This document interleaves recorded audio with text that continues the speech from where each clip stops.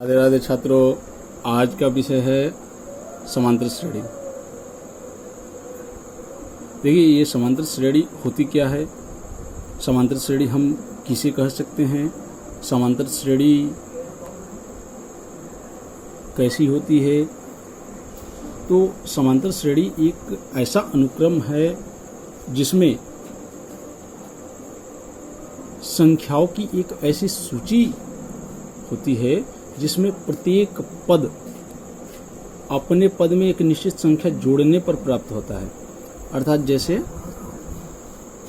1, 2, 3, 4, 5, 6 etcetera, ये अनुक्रम जो है ये समांतर श्रेणी कहलाएगी।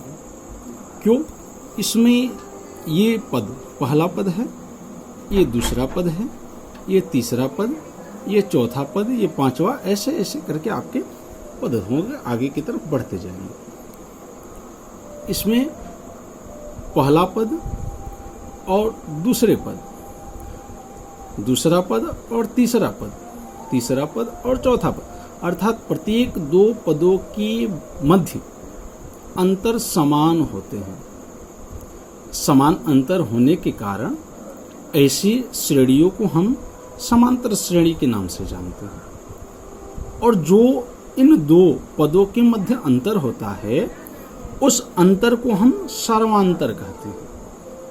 इस अनुक्रम के, वह अनुक्रम जो समांतर श्रेणी होता है, समान अंतर पदों के मध्य, दो पदों के मध्य रखता है, उस अनुक्रम को हम समांतर श्रेणी कह सकते हैं या कहते हैं।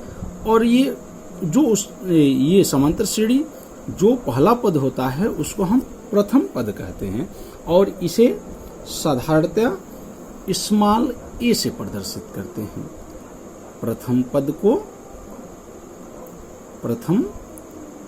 को हम स्मॉल ए से प्रदर्शित करते हैं।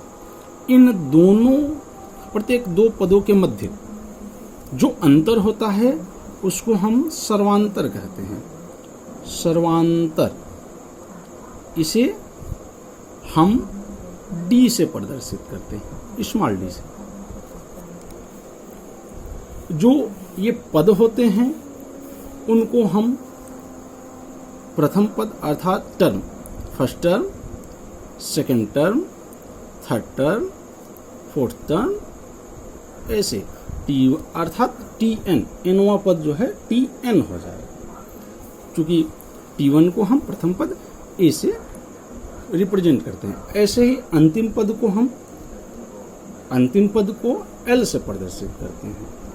अब यह कौन सा अनुक्रम समांतर श्रेणी है, कौन सा अनुक्रम समांतर श्रेणी नहीं है, यह पता करने के लिए जो भी अनुक्रम रहेगा तो हम ज्ञात करेंगे। जैसे मान लीजिए आपके पास अनुक्रम प्राप्त है 2, 4, 6, 8, 10 और कह देगा कोई ज्ञात करिए या बताइए कि यह कौन सा श्रेणी है, यह समांतर श्रेणी है अथवा नहीं, ये बताना है। तो आप क्या करेंगे,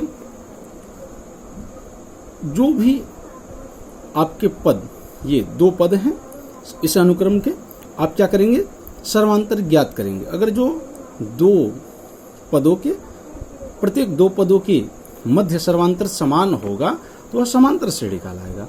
जैसे सर्वांतर कैसे ज्ञात करते हैं, तो सर्वांतर ज्ञात करने का जो तरीका होता है वो होता है सर्वांतर बराबर होता है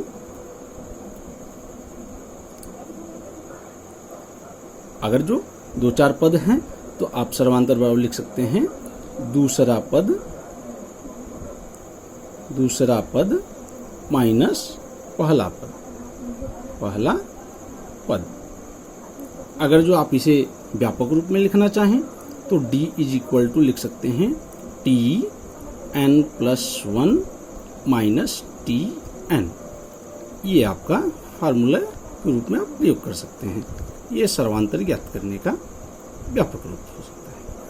अब जैसे यहाँ पर सर्वांतर ज्ञात करना चाहें तो d इज इक्वल टू, आप 4 में से 2 को घटा लीजिए तो ये दो आएगा। फिर यदि ये पहला सर्वांतर मान लीजिए हो गया, दूसरा सर्वांतर D2 आप निकालना चाहें तो 6 में से 4 को घटाएंगे, तीसरे पद में से दूसरे को, तब भी 2 आएगा। D3 यदि आप प्राप्त कर लेंगे, 8 में से 6 को घटाएंगे तब भी 2 आएगा। क्योंकि हम देख रहे हैं D1, D2, D3 अर्थात प्रत्येक सर्वांतर का मान समान आ रहा है, अतः 2, 4, 6, 8, 10 यह अनुक्रम समांतर श्रेणी होगा। और इनके सर्वांतर चूंकि समान है इसलिए यह समांतर श्रेणी होगा। समांतर श्रेणी में यदि आपको पहला पद ज्ञात है, पदों की संख्या ज्ञात है, सर्वांतर ज्ञात है, तो आप जो चाहे पद प्राप्त कर सकते हैं, ज्ञात कर सकते हैं।